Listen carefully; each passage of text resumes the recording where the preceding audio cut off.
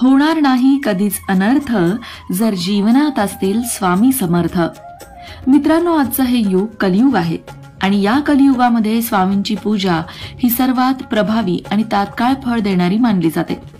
असं म्हणतात की स्वामींची पूजा जर तुम्ही केलीत तर त्याचं फळ तुम्हाला तात्काळ मिळेल। याचं कारणही तसं आहे की श्री स्वामी समर्थ हे आज सुद्धा पृथ्वीवर जागृत आहेत आणि पुराणांमध्ये याचे अनेक पुरावे दिसून येतात। याचे लोकांना अनेक अनुभव सुद्धा आलेले आहेत। मित्रांनो, असं म्हणतात की ज्यावेळी स्वामींचे भक्त स्वामींचा धावा करतील तेव्हा तेव्हा स्वामी संकटात धावून येतात आणि भक्तांचं रक्षण करतातच। भक्तांच्या अडचणी दूर करतात, भक्तांचं कल्याण करतात।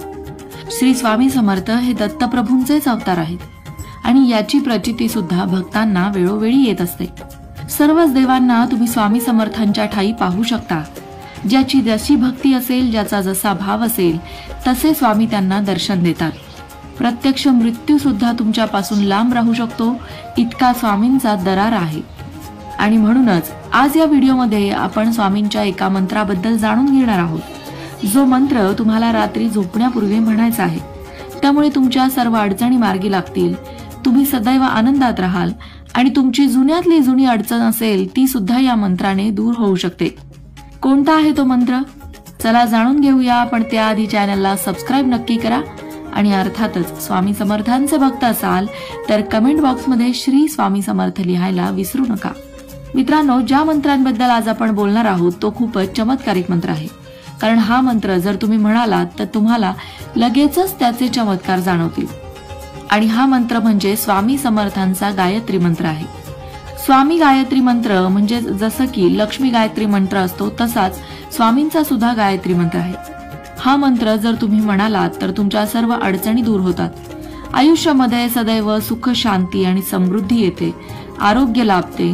तो मंत्र याप्रमाणे आहे: ओम अवधूताय विद्महे समर्थाय धीमहि तन्नो स्वामी प्रचोदयात। स्वामींचा गायत्री मंत्र म्हणजे स्वामींचा आशीर्वाद आहे।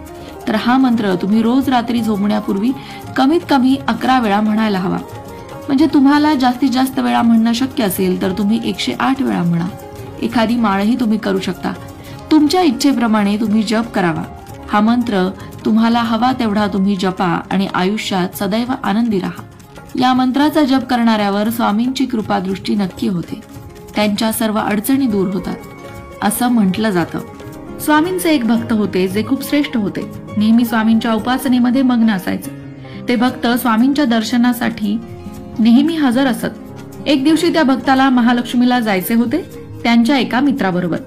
त्यांचा असा निर्णय झाल्यानंतर त्या भक्ताने सांगितले की आधी स्वामींचे दर्शन करूया आणि मग पुढे महालक्ष्मीच्या दर्शनाला जाऊया। पण तेव्हा त्यांच्या मित्राने नकार दिला की आपली बस सुटेल आणि जायला उशीर होईल। तेव्हा त्या भक्ताने उत्तर दिले की बस सुटली तरी चालेल, पण मी स्वामींचं दर्शन घेईलच, कारण स्वामींमध्ये सगळे देव सामावलेले आहेत। त्यांचं दर्शन घेतलं काय आणि महालक्ष्मी आईचं दर्शन घेतलं काय, सारखंच आहे। मित्र काही ऐकत नव्हता, पण तो भक्त त्या मित्राला स्वामींकडे घेऊन जातो। स्वामी हे अंतर्यामी असल्यामुळे त्यांना त्या दोघांच्या मनातले भाव समजतात। जेव्हा भक्त आणि भक्ताचा तो मित्र स्वामींकडे पोहोचतात तेव्हा स्वामी म्हणतात की तुझे लक्ष नाहीये का, माझ्याकडे बघ, नीट बघ, माझ्याकडे बघून तुला काय दिसते आहे। स्वामी त्या दोघांना आईच्या रूपामध्ये येऊन दर्शन देतात। ते रूप तुळजापूरच्या आईचे होते असेही म्हटले जाते। स्वामी त्यांच्याकडे असलेल्या कोणत्याही भक्ताचे मन मोडत नाहीत, त्यांना मदत करून त्यांच्या सगळ्याच इच्छा अपेक्षा पूर्ण करतात। आणि याप्रमाणे स्वामींनी त्या भक्ताला आणि भक्ताच्या मित्राला आई तुळजाभवानीच्या रूपामध्ये दर्शन दिले। पण भक्ताच्या मनात असणारी श्रद्धा आणि भक्ती खरी असावी। जो कोणी स्वामींना शरण जातो त्याचे आयुष्य सुखमय आणि समाधानी बनते। स्वामी आपल्या भक्तांना कधीच संकटामध्ये पाहू शकत नाही। स्वामींना फक्त भक्ताच्या मनातील प्रेम आणि भक्तीच त्यांच्याकडे आकर्षित करू शकते। खरेपणा, प्रामाणिकपणा आणि मनोभावे केलेली भक्ती स्वामींपर्यंत पोहोचते। तुम्ही सुद्धा स्वामी समर्थांचे भक्त असाल तर कमेंट बॉक्समध्ये श्री स्वामी समर्थ असं नक्की लिहा।